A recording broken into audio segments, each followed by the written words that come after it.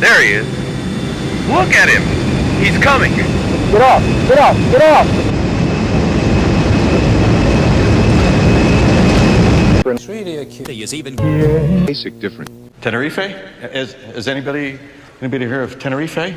On March 27th, 1977, two Boeing 747 passenger jets collided on a runway at Los Rodeos Airport, now Aeropuerto de Tenerife Norte, Ciudad de la Laguna, on the Spanish island of Tenerife, killing 583 people and injuring 61 others in the deadliest accident in aviation history and the third deadliest plane crash of all time, after the deliberate crashes of American Airlines Flight 11, which killed 1,692, and United Airlines Flight 175, which killed 965, on the Gringo 911 in New York City.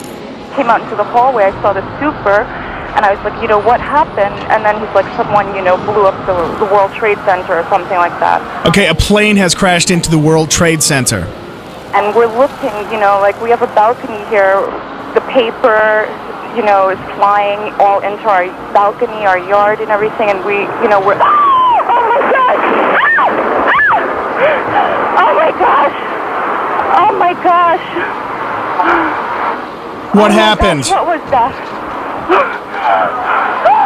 The accident occurred in dense fog when KLM Flight 4805 initiated its takeoff run, colliding with the starboard side of Pan Am Flight 1736, which was on the runway. The impact and the resulting fire killed all 248 people on board the KLM plane, and 335 of the 396 people on board the Pan Am plane, with all 61 survivors being in the front section of the aircraft. The catastrophe would end up having a lasting influence on the aviation industry, highlighting in particular the vital importance of using standard phraseology in radio communications. KLM Flight 4805 was a charter flight for Holland International Travel Group and had arrived from Amsterdam Airport Schiphol, Netherlands. Its cockpit crew consisted of Captain Jacob Van Zanten, age 50, First Officer Klaus Moors, 42, and Flight Engineer Willem Schrouder, 48. At the time of the accident, Captain Jacob Veluzen Van Zanten was KLM's chief flight instructor with 11,700 flight hours, of which 1,545 hours were on the 747. Does anybody know how big a 747 is? I mean, it's way bigger than a 737, and we're talking about two of them. The aircraft was a Boeing 747-206B, registration PHBUF, named Rhine.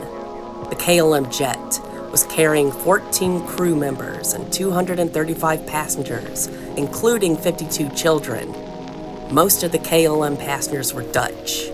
Also on board were 4 Germans, 2 Austrians, and 2 Americans.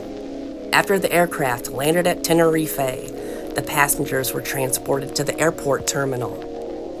Pan Am Flight 1736 was also a charter flight by the Greek shipping company Royal Cruise Line. It had originated at Los Angeles International Airport, with an intermediate stop at New York City's John F. Kennedy International Airport.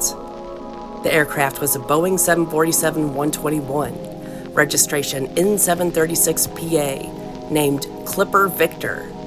Of the 380 passengers, mostly of retirement age, but including 2 children, 14 had boarded in New York, where the crew was also changed.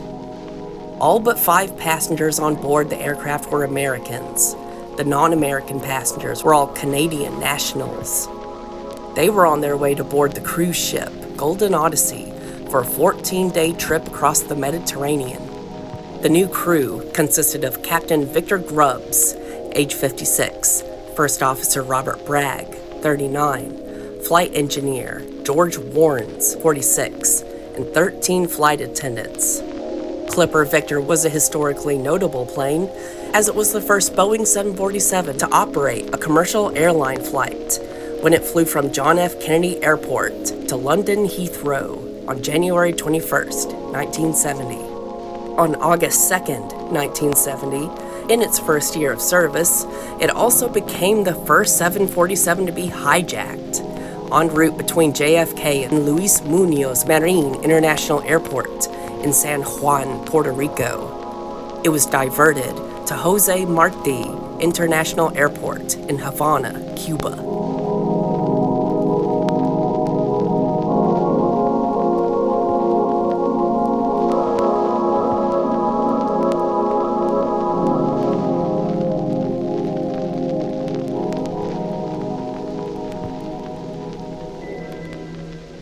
Both flights had been routine until they approached the islands.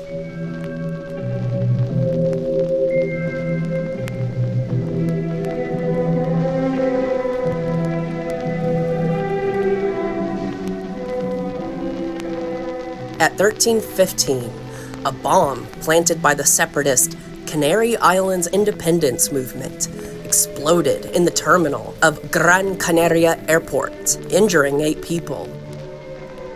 Due to the threat of a second bomb, the civil aviation authorities closed the airport temporarily after the initial explosion, and all incoming flights bound for Gran Canaria were diverted to Los Rodeos, including the 2 aircraft involved in the disaster. The Pan Am crew indicated that they would prefer to circle in a holding pattern until landing clearance was given. They had enough fuel to safely stay in the air for 2 more hours, but they were ordered to divert to Tenerife.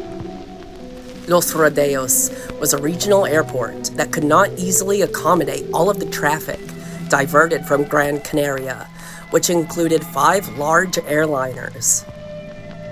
The airport had only 1 runway and 1 major taxiway running parallel to it, with 4 short taxiways connecting the 2. While waiting for Gran Canaria Airport to reopen, the diverted planes took up so much space that they had to park on the long taxiway, making it unavailable for the purpose of taxiing.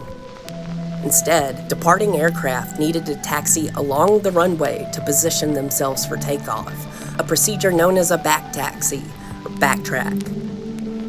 The authorities reopened Gran Canaria Airport once the bomb threat had been contained. The Pan Am plane was ready to depart from Tenerife, but access to the runway was obstructed by the KLM plane and a refueling vehicle. The KLM captain had decided to fully refuel at Los Rodeos instead of Las Palmas, apparently to save time. The Pan Am aircraft was unable to maneuver around the refueling KLM in order to reach the runway for takeoff, due to a lack of safe clearance between the 2 planes. The refueling took about 35 minutes, after which the passengers were brought back to the aircraft. The search for a missing Dutch family of 4 who had not returned to the waiting KLM plane delayed the flight even further. Additionally, Robina van Lanschot, a tour guide, had chosen not to reboard the flight to Las Palmas because she lived on Tenerife and thought it impractical to fly to Gran Canaria, only to return to Tenerife the next day. She was therefore not on the KLM plane when the accident happened and was the only survivor of those who flew from Amsterdam to Tenerife on Flight 4805. The tower instructed the KLM plane to taxi down the entire length of the runway and then make a 180-degree turn to get into takeoff position. When the KLM was back taxiing on the runway, the controller asked the flight crew to report when it was ready to copy the ATC clearance. Because the flight crew was performing the checklist, copying the clearance was postponed until the aircraft was in takeoff position. Shortly afterward, the Pan Am was instructed to follow the KLM down the same runway, exit it by taking the 3rd exit on the left, and then use the parallel taxiway. Initially, the crew was unclear as to whether the controller had told them to take the 1st or 3rd exit. The crew asked for clarification. The controller responded emphatically by replying, "The 3rd one, sir. 1, 2, 3, 3rd one." The crew began the taxi and proceeded to identify the unmarked taxiway using an airport diagram as they reached them. The The crew successfully identified the first two taxiways, C1 and C2, but their discussion in the cockpit indicated that they had not sighted the third taxiway, C3, which they had been instructed to use. There were no markings or signs to identify the runway exits, and they were in conditions of poor visibility. The Pan Am crew appeared to remain unsure of their position on the runway until the collision, which occurred near the intersection with the fourth taxiway. The angle of the third taxiway would have required the plane to perform a 148-degree turn, which would lead back toward the still crowded main apron. At the end of C3, the Pan Am would have to make another 148-degree turn to continue taxiing toward the start of the runway, similar to a mirrored letter Z. Taxiway C4 would have required two 35-degree turns. A study carried out by the Airline Pilots Association after the accident concluded that making the second 148-degree turn at the end of taxiway C3 would have been, quote, a practical impossibility, unquote. The official report from the Spanish authorities explained that the controller instructed the Pan Am aircraft to use the third taxiway because this was the earliest exit that they could take to reach the unobstructed section of the parallel taxiway. These instructions, issued by the airport controllers, indicated their lack of familiarity with the difficulty of handling large aircraft such as the 747. In an interview years later, First Officer Bragg said he believed that the airport controllers saw the planes pass the first taxiway. Their instructions to turn on the third taxiway were intended to mean the third taxiway they saw after the first one, which would have been taxiway C4. Los Rodeos Airport is at 2,077 feet above sea level, which gives rise to weather conditions that differ from those at many other airports. Clouds at 2,000 feet above ground level at the nearby coast are at ground level at Los Rodeos. The Pan Am crew found themselves in poor and rapidly deteriorating visibility almost as soon as they entered the runway. According to the ALPA report, as the Pan Am aircraft taxied to the runway, the visibility was about 1,600 feet. Shortly after they turned onto the runway, it decreased to less than 330 feet. Meanwhile, the KLM plane was still in good visibility, both clouds blowing down the runway toward them. The aircraft completed its 180-degree turn in relatively clear weather and lined up on runway 30. The next cloud was 3,000 feet down the runway, moving toward the aircraft at about 12 knots, 14 miles per hour. Immediately after lining up, the KLM captain advanced the throttles, and the aircraft started to move forward.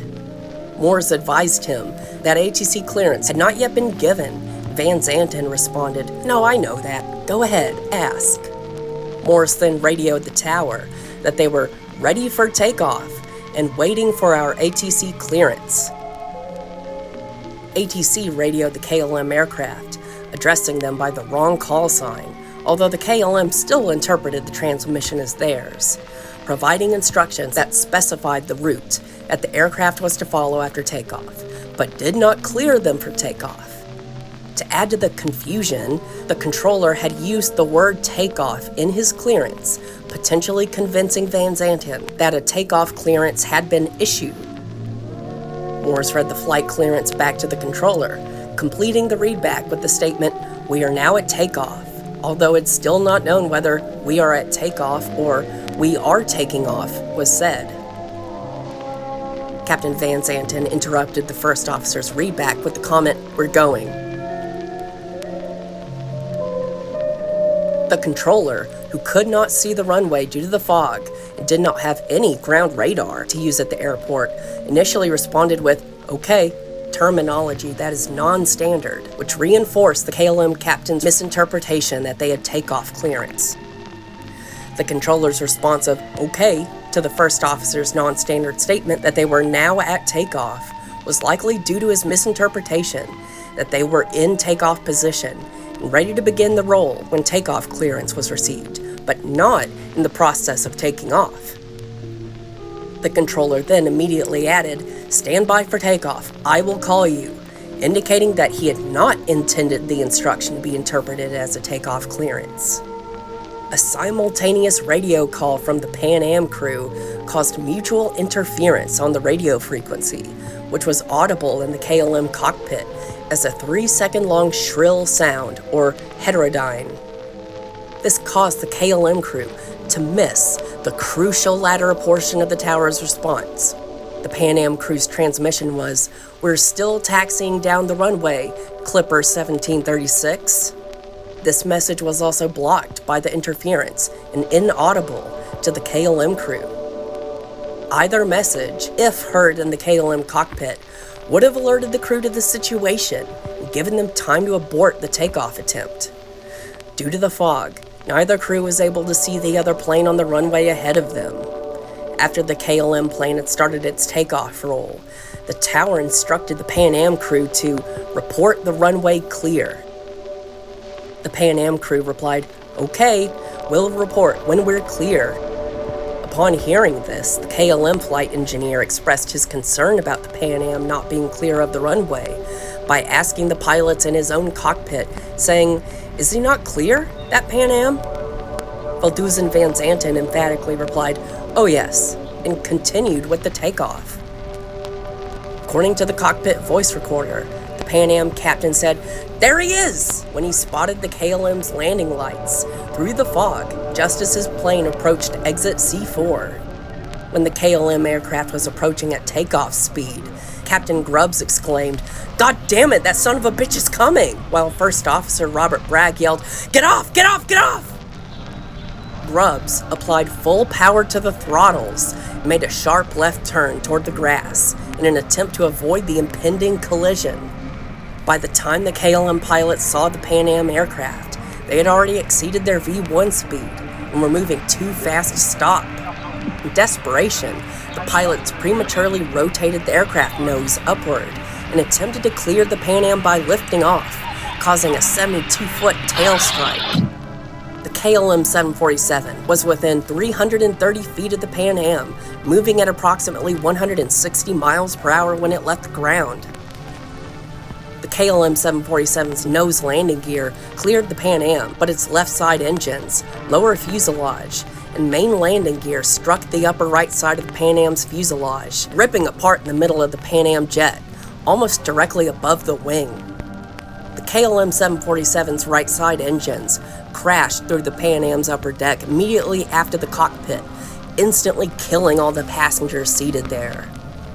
The KLM plane remained briefly airborne, but the impact had sheared off the number 1 engine, outer left, causing significant amounts of shredded materials to be ingested by the number 2 engine, inner left, and damaged the wings. The plane immediately went into a stall, rolling sharply, and hit the ground approximately 500 feet past the collision, sliding down the runway for a further 1,000 feet. Upon impact with the runway, the full load of fuel, which had caused the earlier delay, ignited immediately into a fireball that could not be subdued for several hours. Both aircraft were destroyed in the collision. All 248 passengers and crew aboard the KLM plane died, as did 326 passengers and 9 of the 16 crew members aboard the Pan Am plane, primarily due to the fire and explosions resulting from the fuel spilled and ignited in the impact. The other 61 passengers and crew aboard the Pan Am aircraft survived. There were initially 70 survivors, but 9 passengers later died of their injuries. Most of the survivors of the Pan Am plane walked out onto the intact left wing, the side away from the collision, through holes in the fuselage structure. They waited for rescue, but it did not come promptly, as the firefighters were initially unaware that there were 2 aircraft involved, and were concentrating on the KLM wreck, hundreds of meters away in the thick fog and smoke. Eventually, most of the survivors on the wing dropped to the ground below.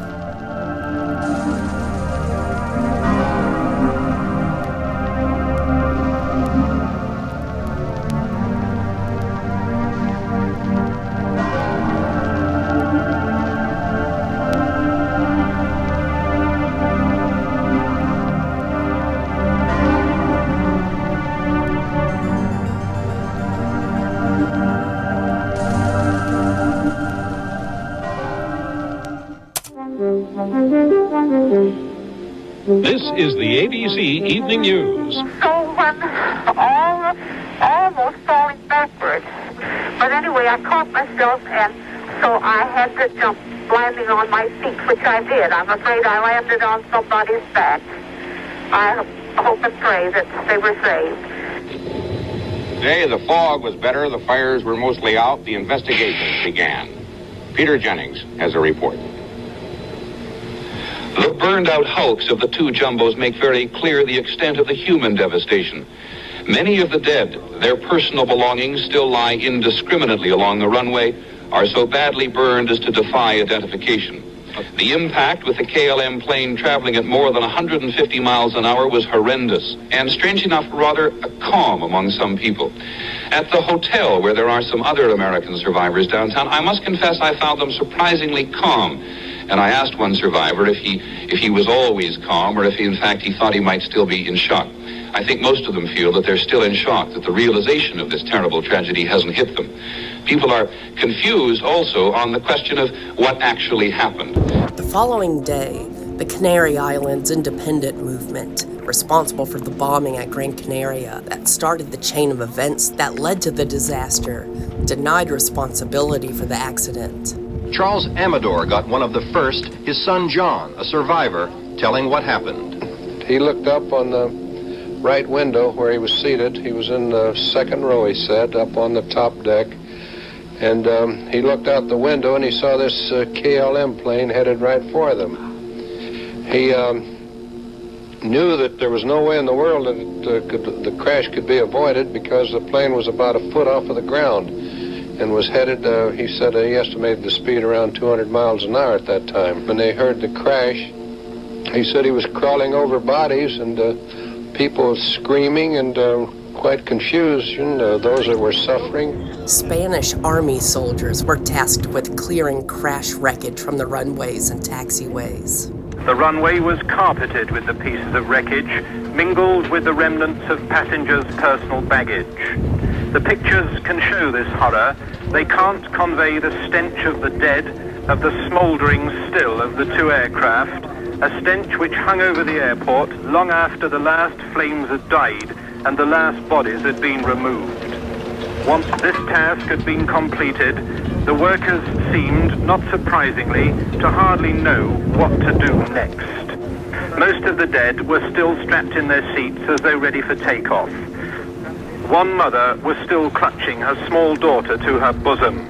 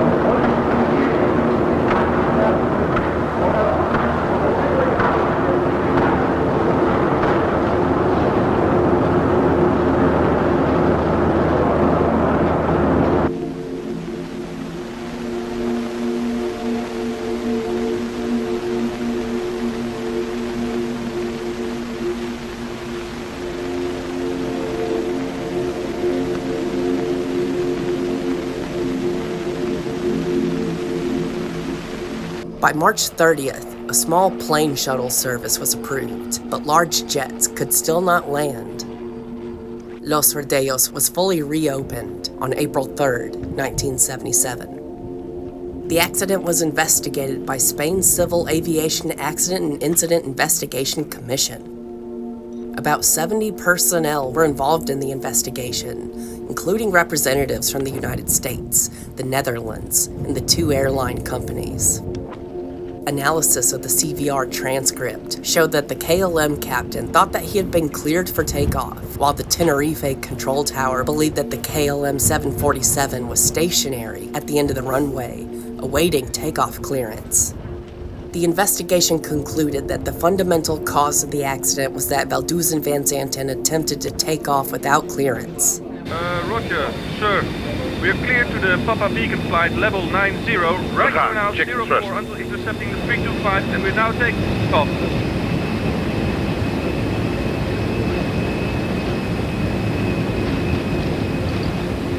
The Dutch authorities were reluctant to accept the Spanish report, blaming the KLM captain for the accident. The Netherlands Department of Civil Aviation published a response that, while accepting that the KLM captain had taken off prematurely, argued that he alone should not be blamed for the mutual misunderstanding that occurred between the controller and the KLM crew, and that limitations of using radio as a means of communication should have been given greater consideration. No, And we're still taxiing down the runway to Clipper 1736. Papa for 1736, report runway clear. Okay, we'll report when we're clear. Thank you. Is hier niet afstand? Wat zeg je? Is hier niet afstand, die Pan American? Jawel. Let's get out of here. Get the hell out of here. Yeah, he's anxious, isn't he? Yeah, after he held us up for an hour and a half. Now he's in a rush. There he is. Look at him. He's coming. Get off! Get off! Get off!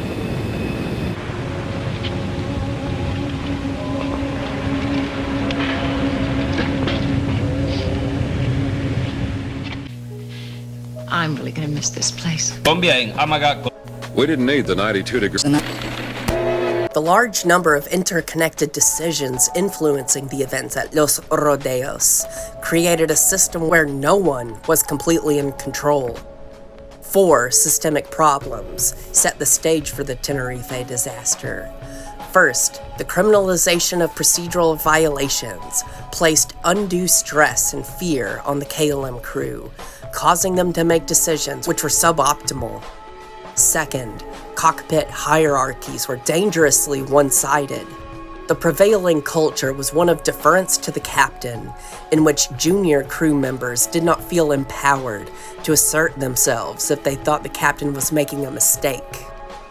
Third, imprecise terminology allowed the air crews and controllers to develop conflicting mental models of the traffic situation. In addition to the use of the word takeoff in an ATC clearance, and the unexpected use of the call sign Papa Alpha instead of Clipper, statements such as, "We are now at takeoff," "We'll report when we're clear," and "Okay," contributed to repeated misunderstandings that led directly to the crash. Furthermore, the controller's thick accent and lack of knowledge of the 747's maneuvering capabilities contributed to the Pan Am plane remaining on the runway longer than expected. The effect of so much imprecise language was that all involved parties could find ways to interpret the other's statements in a manner which reinforced their pre-existing expectations. And fourth, the crash would not have been possible without the severe lack of infrastructure at Los Rodeos Airport. Ground radar, which detects the position of airplanes on the airport surface, had not been installed, even though Los Rodeos was prone to fog. The Tenerife disaster did catalyze several major changes in the aviation industry. The most direct changes were to radio communications, where the crash prompted increased standardization of terminology around the world. Most notably, the word takeoff is no longer used by controllers, except when giving a takeoff clearance. An ATC clearance, now called route clearance for clarity, is usually granted before a plane even leaves the gate, so as to prevent confusion. The crash also spurred the most widespread installation of taxiway markings, which were sometimes lacking at small airports in 1977, but are standard at every airport today. The country which did the least to prevent a recurrence of the horror at Tenerife was undoubtedly Spain. Despite the fact that poor infrastructure made the accident possible, the ability to exclusively blame Captain Van Zanten appeared to give Spanish authorities cover to avoid taking any action of their own. The only significant change was the construction of a new airport on the dry side of Tenerife, which was already planned before the accident.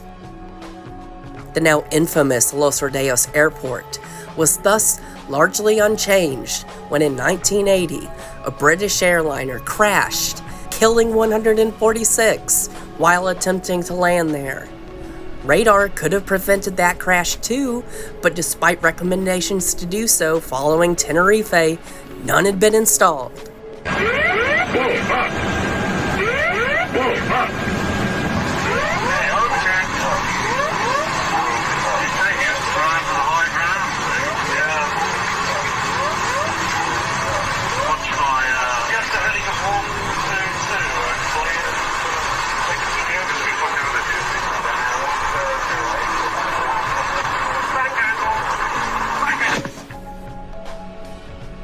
The Spanish are making no secret of the fact that they believe the pilot was at fault, that he was on the wrong flight path and that he'd begun his descent too early.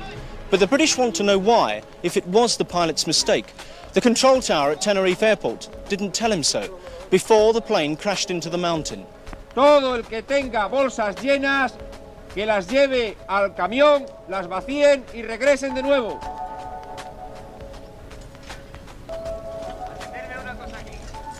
Uno que haya aquí no sale ningún. A ver. Tal como la estrella que tiene la calabrilla. No toques más aquí, no toques más aquí. Me da igual, no toques más aquí. Inadequate taxiway markings would also contribute to another runway collision in Madrid 6 years later, which killed 93 people. In the end, it would take 20 years for Spain to make the improvements needed to stop the bloodshed. A Dutch national memorial and final resting place for the victims of the KLM plane is located in Amsterdam at Westhaarde Cemetery. There is also a memorial at the Westminster Memorial Park and Mortuary in Westminster, California. In 1977, a cross in Rancho Bernardo, San Diego, California, was dedicated to 19 area residents who died in the disaster. In 2007, the 30th anniversary marked the first time that Dutch and American next of kin and aid helpers from Tenerife joined an international commemoration service held at the Auditorio de Tenerife in Santa Cruz. The International Tenerife Memorial, 27 March 1977, was inaugurated at the Mesa Mota on March 27, 2007. The monument was designed by Dutch sculptor Rudy van de Wint.